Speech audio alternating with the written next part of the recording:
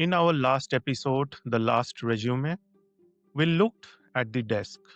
We talked about the Moravec paradox, the strange reality where AI can solve complex calculus but struggles to fold a towel. We met our architect Elias and explored how he might survive as a centaur, merging human intuition with machine speed.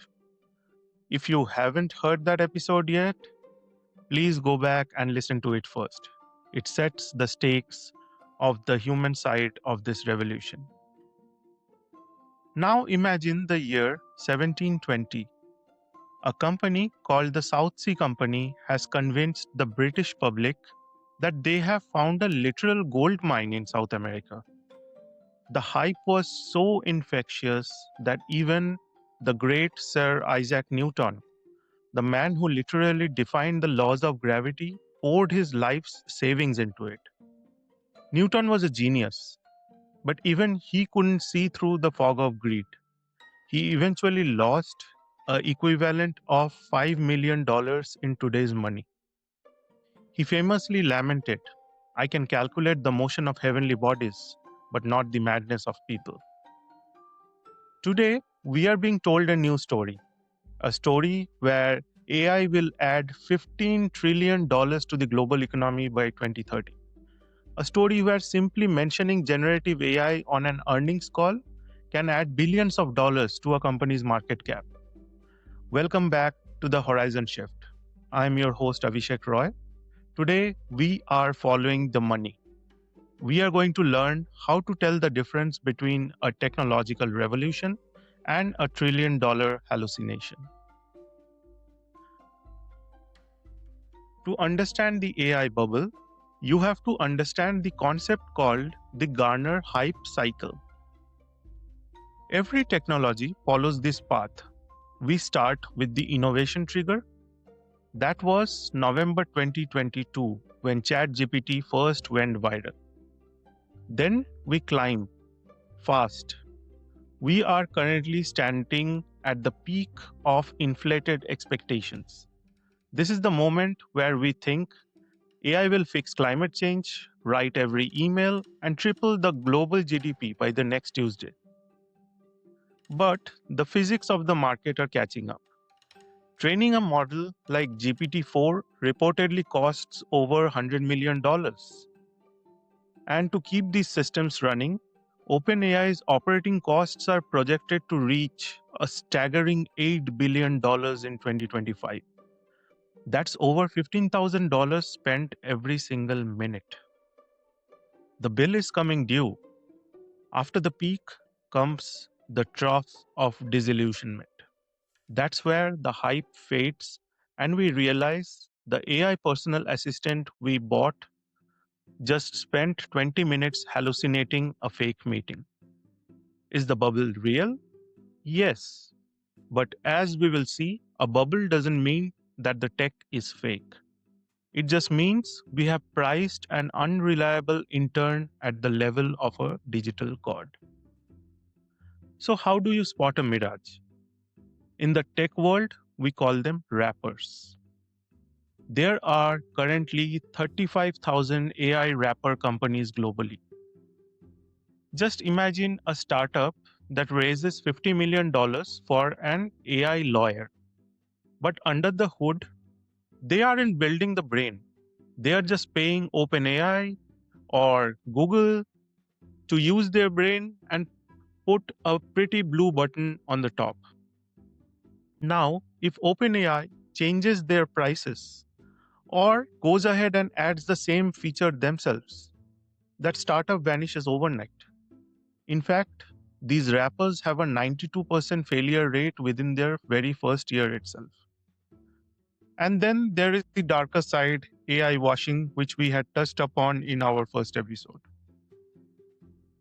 Just this year, the SEC and the FTC have begun cracking down on AI washing, charging investment advisors for claiming that they used AI to guarantee returns, when what they were doing is they were barely using a spreadsheet. Remember that just walkout grocery technology? The marketing suggested high-tech computer vision. The reality, on the other hand, over 1,000 workers in a remote data center were manually watching the cameras and tallying your groceries. That isn't artificial intelligence, it's just hidden human labor.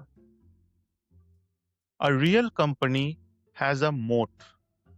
In AI, that moat isn't the code, it's the proprietary data. Think, for example, you have 20 years of medical records that no one else has.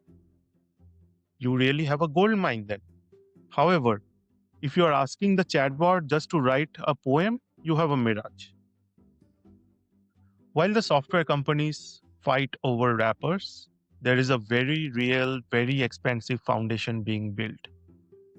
This is the world of Nvidia. In 2025, Nvidia became the first company to ever hit a $5 trillion market capitalization. Why? Because they sell the shovels for the gold rush. But these shovels require an incredible amount of fuel. Every single AI query uses roughly 10 times the energy of a standard Google search. So, if everyone switched to AI search tomorrow, the data centers practically would consume as much electricity as the entire country of France till 2030. Now remember Elias, our architect? If he uses AI to design a skyscraper, the value is real. But if he uses AI to generate 1,000 pretty pictures of buildings that can never be built, he is literally burning through energy and water at an unsustainable rate. That's what is happening in the world today. The bubble bursts when the cost of electricity and the chips finally exceeds the value of the work that they produce. We often talk about the crash as if it's the end of the story. But in the history of technology, the crash is actually the beginning of the truth. Think back to the March 10th, 2000. The Nasdaq Composite hit a peak that seemed untouchable. People were convinced that the profit was an old-fashioned concept and eyeballs were only the currency that mattered. Then suddenly, the floor fell out. Over the next 2 years, an estimated $5 trillion in market value evaporated. Iconic names like pets.com became punchlines. But look at who all were left standing when the dust settled in 2002. It was Amazon, it was Google, it was Microsoft. So why did they survive even when thousands of others vanished? Because they weren't just internet companies, they were utility companies. They used the new rails of internet to solve ancient human problems: shopping, searching, working, etc. So they had a moat built on real infrastructure and real users. The same great shakeout is coming in AI sooner rather than later. Right now, we are in the burn phase. Many of the startups we see today are running on venture capital fumes, spending millions of dollars a month on Nvidia chips with no clear path to revenue. When that easy money dries up, and it will, then all these wrappers and AI washers will be exposed. But this is the good news. The shakeout basically clears the air. It allows for the good AI to finally take the center stage. We are talking out here about the signal beneath the noise, like DeepMind's AlphaFold, which predicted the structures of nearly all 200 million proteins known to science, a task that would have taken human scientists a billion of years of collective labor. Or think of our architect Elias, using generative design to create living buildings that don't just sit on the land but breathe with it, using 40% less carbon and 60% less waste. So the shift is real. The capabilities of these million light bulbs is staggering. The current price tag is just a few years ahead of the reality. We are moving towards what Gartner calls the plateau of productivity. This is where the magic fades away and the utility becomes as invisible and as essential as electricity. Next time on the Horizon Shift, we move from the market to the map. We are going to talk about the digital sovereign. We will explore the compute wars, how high end semiconductors have suddenly become the new oil, and why the struggle to control a single factory in Taiwan is redrawing the borders of global power. We will look at how AI isn't just changing your job, it's changing the very definition of a superpower. I am Abhishek Roy. If this journey through the $1 trillion mirage helped you see the signal through the noise, please do us a favor. Hit that subscribe button on your favorite platform. And if you know someone who feels overwhelmed by the AI hype, share this episode and the podcast with them. We build this show to empower you to look at the horizon with clarity and not with fear. Invest in your curiosity, not just the hype. I'll see you on the horizon.